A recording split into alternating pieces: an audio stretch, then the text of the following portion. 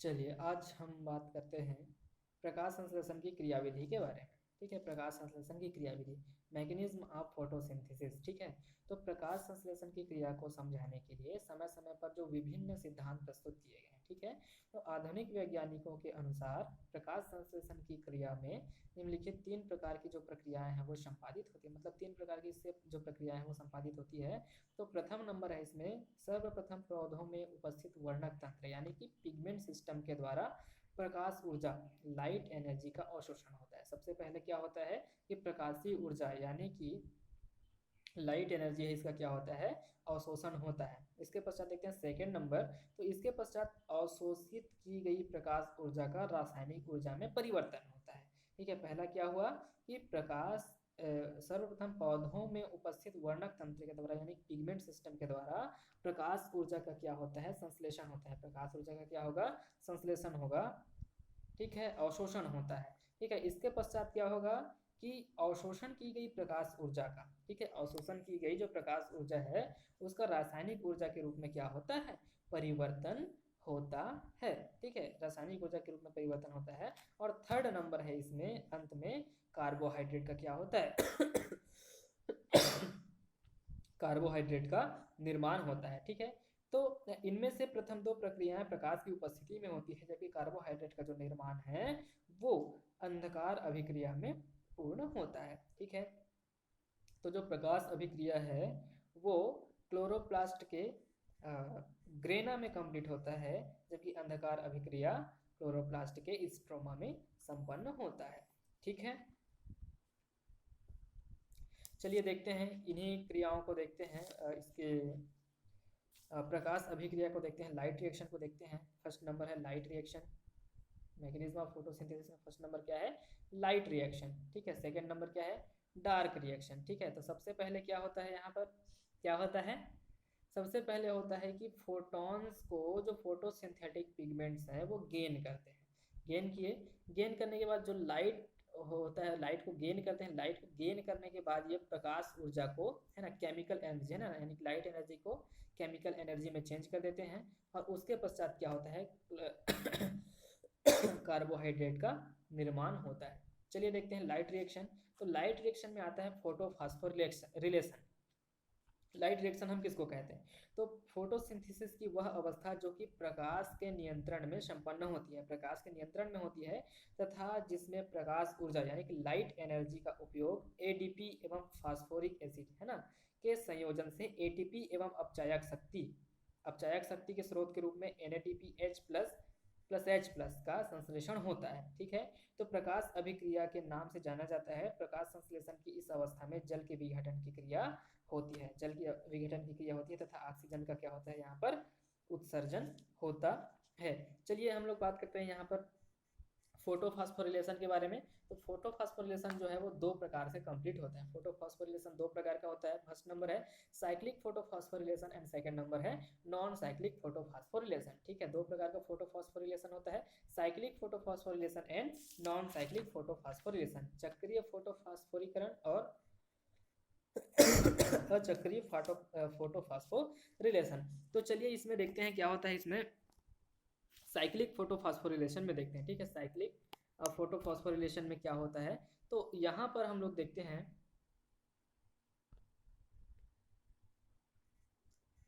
ये light energy है। ठीक है, लाइट एनर्जी यहाँ से दिया जा रहा है, लाइट एनर्जी, और ये क्या है, पिगमेंट सिस्टम है। ठीक है, पिगमेंट सिस्टम फर्स्ट। ठीक है, यहाँ पर दो पिगमेंट सिस्टम है जो कार्य करता है, यहाँ पर है ना, दो पिगमेंट सिस्टम कार्य करता है। फर्स्ट नंबर क्या है, pigment system first, and second number क्या है, pigment system second. Pigment system first को कहा जाता है P700 and pigment system second को कहा जाता है P680। ठीक है, P680 इसका, इसको क्या इसको कहा जाता है। ठीक है, तो चलिए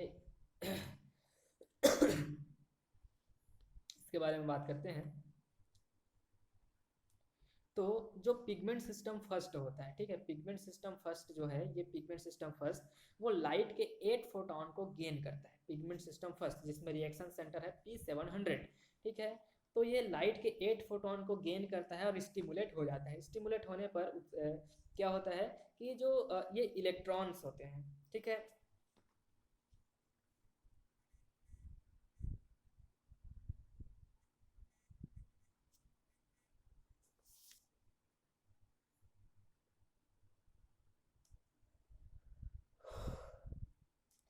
ठीक है। इस प्रकार से क्या होता है कि फोटॉन्स को एब्जॉर्ब करके, ठीक है, ये 4 इलेक्ट्रॉनों को उत्सर्जित करते हैं। कितने? 4 इलेक्ट्रॉनों को ये उत्सर्जित करते हैं। ये जो 4 इलेक्ट्रॉन है इसको ग्रहण कौन करता है? तो अज्ञात अज्ञात पदार्थ एक्स, ठीक है, अज्ञात पदार्थ एक्स जो होता है इसको ग्रहण ग्रहण करता है। और ग्रहण करने के पश्चात ये जो अज्ञात पदार्थ एक्स है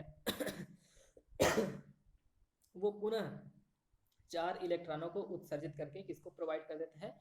फेरिडॉक्सिन को, ठीक है, फेरिडॉक्सिन रिड्यूसिंग सिस्टम को, फेरिडॉक्सिन रिड्यूसिंग सिस्टम को ये प्रदान कर देता है। फेरिडॉक्सिन रिड्यूसिंग सिस्टम भी, है ना, क्या करता है? ये इन 4 इलेक्ट्रॉनों को उत्सर्जित करता है। और ये इसको कौन ग्रहण करता है? तो फेरिडॉक्सिन ग्रहण करता है। फेरिडॉक्सिन जो है वो जब 4 इलेक्ट्रॉनों को उत्सर्जित करता है तो ये किसको इसको कौन ग्रहण करता है? इन 4 इलेक्ट्रॉनों को तो साइटोक्रोम B6, ठीक है, साइटोक्रोम B6 जो होता है ये साइटोक्रोम जो B6 है इसको ग्रहण करता है। लेकिन फेरिडॉक्सिन से जब इलेक्ट्रॉन साइटोक्रोम B6 में जाता है उस समय क्या होता है? 2 molecule of ADP plus 2 molecule of IP, ये दोनों मिलकर के क्या बना लेते हैं? 2 मॉलिक्यूल ऑफ ATP बना लेते हैं। मतलब यहाँ पर ATP का संश्लेषण हो रहा है, ठीक है। इसके पश्चात देखते हैं जो साइटोक्रोम B6 है ये भी 4 इलेक्ट्रॉनों को क्या करता है? रिमूव करता है। और इस 4 इलेक्ट्रॉनों को फिर 4 इलेक्ट्रॉन्स को कौन गेन करता है? तो साइटोक्रोम F गेन करता है। तो साइटोक्रोम B6 से जब साइटोक्रोम F में इलेक्ट्रॉन स्थानांतरित होता है तो उस समय भी 2 molecule of ATP plus 2 molecule of IP मिलकर के 2 मॉलिक्यूल ऑफ ATP का फॉर्मेशन करते हैं। मतलब यहाँ पर भी जो ATP है उसका संश्लेषण हो रहा है, ठीक है। इसके पश्चात जो साइटोक्रोम F है ये इलेक्ट्रॉनों को उत्सर्जित करके प्लास्टोसाइनिन को दे देता है। किसको दे देता है? प्लास्टोसाइनिन को, ठीक है। अब ये प्लास्टोसाइनिन जो होते हैं ये भी इलेक्ट्रॉनों को उत्सर्जित करता है और किसको प्रोवाइड कर देता है? पिगमेंट सिस्टम फर्स्ट के रिएक्शन सेंटर यानी कि P700 को प्रोवाइड कर देता है, ठीक है। तो P700 से जो इलेक्ट्रॉन उत्सर्जित हुआ था वही इलेक्ट्रॉन फिर से P700 के पास आ जाता है। इस कारण से इस फोटोफॉस्फोरिलेशन को क्या कहते हैं? साइक्लिक फोटोफॉस्फोरिलेशन या फिर चक्रीय फोटोफॉस्फोरिलेशन कहा जाता है, ठीक है। सेकंड नंबर देखते हैं अब इसमें अचक्रीय फोटोफॉस्फोरिलेशन, ठीक है। अचक्रीय फोटोफॉस्फोरिलेशन के बारे में बात करते हैं तो इसमें दोनों प्रकार के जो पिगमेंट सिस्टम है वो कार्य करते हैं। Pigment system first and pigment system second, ठीक है। तो पिगमेंट सिस्टम फर्स्ट जो होता है वो प्रकाश के 8 फोटॉन को एब्जॉर्ब करके 4 इलेक्ट्रॉन को क्या कर देता है? ये स्टिमुलेट करता है, उत्सर्जित करता है, जिसको अज्ञात पदार्थ X गेन करता है। अब ये जो अज्ञात पदार्थ X है ये 4 इलेक्ट्रॉनों को उत्सर्जित करके फेरिडॉक्सिन रिडक्शन सिस्टम को दे देता है, ठीक है। फेरिडॉक्सिन रिडक्शन सिस्टम जो होता है वो इलेक्ट्रॉनों को उत्सर्जित करके फेरिडॉक्सिन को दे देता है। अब फेरिडॉक्सिन जो है वो फेरिडॉक्सिन इलेक्ट्रॉनों को उत्सर्जित करता है तो वहां पर साइटोक्रोम B6 इसको ग्रहण ना करके इसको कौन ग्रहण करता है? रिड्यूसिन इसको 4 इलेक्ट्रॉनों को ग्रहण करता है। ये रिड्यूसिन 4 इलेक्ट्रॉनों को ग्रहण करता है ना। ये जो रिड्यूसिन है ये 4 इलेक्ट्रॉनों को ग्रहण करता है। और जो रिड्यूसिन होता है जब वो 4 इलेक्ट्रॉनों को उत्सर्जित करता है तो उसको ग्रहण करने वाला कौन होता है? तो 2NADP प्लस होता है। 2NADP प्लस जो होता है वो इसको क्या करता है? उत्सर्जित करता है, ठीक है, इसको उत्सर्जित कर लेता है। इसके पश्चात हम लोग देखते हैं क्या होता है आगे।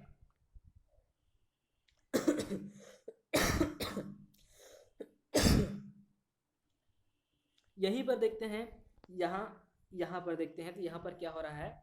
जल का प्रकाश रासायनिक अपघटन, जल का प्रकाश रासायनिक अपघटन यहाँ पर Mg++ आयन की उपस्थिति में यहाँ पर हो रहा है और क्लोरीन आयन की उपस्थिति में यहाँ पर हो रहा है ना। तो 4 मॉलिक्यूल ऑफ H2O जो होता है वो क्या उत्पन्न करता है? वो 4 जो हाइड्रोजन्स हैं, हाइड्रोजन है ना, 4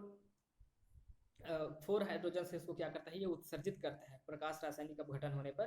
तो ये जो 4 जो हाइड्रोजन्स होते हैं ये NADP जो है वो इलेक्ट्रॉनों को ग्रहण करके 2NADP जो है 2NADP प्लस में चेंज हो गया रहता है। अब ये 2NADP प्लस और 4H+ ये दोनों मिलकर के क्या बना लेते हैं? 2NADPH प्लस 2H+ का यहाँ पर क्या करते हैं? ये फॉर्मेशन करते हैं, ठीक है। अब यहाँ पर देखते हैं यहाँ पर जो है वो OH- भी यहाँ पर उत्सर्जित होते हैं। जल का जब प्रकाश रासायनिक अपघटन होता है तो 4 हाइड्रोजन और 4 OH आयन जो है वो रिमूव होते हैं। तो 4 OH आयन से क्या रिमूव होते हैं, 4 इलेक्ट्रॉन जो होते हैं वो रिमूव होते हैं। 4 इलेक्ट्रॉन जो रिमूव होते हैं वो अज्ञात पदार्थ जेड है ना, अज्ञात पदार्थ जेड इसको क्या करता है, ग्रहण करता है। और जब अज्ञात पदार्थ जेड इसको ग्रहण करता है, ठीक है, अज्ञात पदार्थ जब जेड इसको ग्रहण कर लेता है, ठीक है, अज्ञात पदार्थ जेड इसको ग्रहण करता है, तो ये पुनः जो होता है वो इलेक्ट्रॉनों को, 4 इलेक्ट्रॉनों को उत्सर्जित करता है ना। और ये जो 4 इलेक्ट्रॉन है ये पिगमेंट सिस्टम फर्स्ट के पास ना जाकर के किसके पास चला जाता है, पिगमेंट सिस्टम सेकेंड यानी कि P680 के पास चला जाता है। ठीक है, यहाँ पर इलेक्ट्रॉन है ना, जो P700 से जो इलेक्ट्रॉन उत्सर्जित हुआ है वो इलेक्ट्रॉन का किया जा चुका है, इस्तेमाल किया जा चुका है, और 2 NADPH+H+ के निर्माण में उसका उपयोग किया जा चुका है। ठीक है, अब ये जो इलेक्ट्रॉन है वो जल से उत्पन्न हो रहा है, जल के द्वारा उत्पन्न हो रहा है। ठीक है, इसके पश्चात जो पिगमेंट सिस्टम सेकेंड है वो भी है ना, जो P680 है वो भी प्रकाश के 8 फोटॉन को है ना गेन करके है ना 4 इलेक्ट्रॉनों को ये उत्सर्जित करता है। 4 इलेक्ट्रॉनों को जैसे उत्सर्जित करता है तो इसको ग्रहण करने वाला पदार्थ होता है क्विनोन। ठीक है, क्विनोन भी इसको ग्रहण करके रिलीज करता है, और रिलीज करते वक्त यहाँ पर पदार्थ होता है साइटोक्रोम B559। ठीक है, साइटोक्रोम B559 यहाँ पर इस जो पदार्थ होता है इसको क्या कर लेता है, ये ग्रहण करता है। ठीक है, उसके पश्चात जो साइटोक्रोम B559 है ये 4 इलेक्ट्रॉनों को उत्सर्जित करके प्लास्टोक्यूनोन को दे देता है। किसको दे देता है, प्लास्टोक्यूनोन। ठीक है, प्लास्टोक्यूनोन को दे देता है। प्लास्टोक्यूनोन से जब साइटोक्रोम F में प्लास्टोक्यूनोन जब इलेक्ट्रॉनों को उत्सर्जित करता है तो उसको ग्रहण करने वाला होता है साइटोक्रोम F। ठीक है, तो प्लास्टोक्यूनोन से जैसे ही साइटोक्रोम F में है ना इलेक्ट्रॉन जो होते हैं वो स्थानांतरित होते हैं, उस समय 2 molecule of ADP plus 2 molecule of IP मिलकर के 2 मॉलिक्यूल ऑफ ATP का फॉर्मेशन यहाँ पर करते हैं। ठीक है, उसी प्रकार से देखते हैं आगे कि साइटोक्रोम F जो होता है वो इलेक्ट्रॉनों को उत्सर्जित करता है तो वो प्लास्टोसाइनिन को प्रोवाइड करता है। ठीक है, प्लास्टोसाइनिन जो होता है वो पिगमेंट सिस्टम फर्स्ट को पुनः प्रोवाइड कर देता है। तो पहले फोटोफॉस्फोरिलेशन में हमने देखा था साइक्लिक फोटोफॉस्फोरिलेशन में, तो साइक्लिक फोटोफॉस्फोरिलेशन में P700 से उत्सर्जित होने वाला जो इलेक्ट्रॉन है वो पुनः P700 के पास आ जाता है। लेकिन नॉन साइक्लिक फोटोफॉस्फोरिलेशन में क्या होता है, यहाँ पर एसिमिलेटरी एनर्जी के रूप में 2 NADPH+H+ का यहाँ पर फॉर्मेशन होता है, और है ना पिगमेंट सिस्टम फर्स्ट से उत्सर्जित होने वाला जो इलेक्ट्रॉन है वो पिगमेंट सिस्टम फर्स्ट के पास पुनः वापस नहीं आता है, जिस कारण से इसको क्या कहते हैं, नॉन साइक्लिक फोटोफॉस्फोरिलेशन कहते हैं। चूंकि दोनों में फोटोफॉस्फोरिलेशन यानी कि फॉस्फोरिलेशन की क्रिया हो रहा है, ADP से ATP बन रहा है, और एसिमिलेटरी एनर्जी के रूप में 2 NADPH+H+ का यहाँ पर फॉर्मेशन हो रहा है, तो इस कारण से इसको क्या कहा जाता है, नॉन साइक्लिक फोटोफॉस्फोरिलेशन। ठीक है, तो cyclic and non cyclic photophosphorylation यहाँ पर इस प्रकार से है। ठीक है, इसके बाद देखते हैं cyclic photophosphorylation and non cyclic photophosphorylation में अंतर। ठीक है, cyclic photophosphorylation and non cyclic photophosphorylation में अंतर देखते हैं, difference between cyclic and non cyclic photophosphorylation. तो साइक्लिक फोटोफॉस्फोरिलेशन में देखते हैं तो यह प्रथम वर्णक रहता है यानी कि PS फर्स्ट से संबंधित होता है ना, और non cyclic photophosphorylation PS second से संबंधित होता है। ठीक है, साइक्लिक फोटोफॉस्फोरिलेशन में क्लोरोफिल अणु से मुक्त हुए इलेक्ट्रॉन पुनः क्लोरोफिल तक वापस आ जाते हैं, जबकि नॉन साइक्लिक फोटोफॉस्फोरिलेशन में पिगमेंट सिस्टम फर्स्ट से उत्सर्जित होने वाला जो इलेक्ट्रॉन है वो पुनः पिगमेंट सिस्टम फर्स्ट के पास नहीं आता है। ठीक है, इसके पश्चात देखते हैं थर्ड नंबर है कि साइक्लिक फोटोफॉस्फोरिलेशन में जल का प्रकाश रासायनिक अपघटन एवं ऑक्सीजन का उत्पादन नहीं होता है ना, जबकि नॉन साइक्लिक फोटोफॉस्फोरिलेशन में जल का प्रकाश रासायनिक अपघटन होता है, जिसके कारण ऑक्सीजन की क्या होती है, विमुक्ति होती है। ठीक है, फोर्थ नंबर देखते हैं कि साइक्लिक फोटोफॉस्फोरिलेशन की क्रिया में 2 ATP का निर्माण होता है। ठीक है, और नॉन साइक्लिक फोटोफॉस्फोरिलेशन में एक ATP का फॉर्मेशन होता है, जबकि एक एसिमिलेटरी एनर्जी के रूप में 2 NADPH+H+ का फॉर्मेशन होता है। इसके बाद हम लोग आगे स्टडी करेंगे डार्क रिएक्शन के बारे में।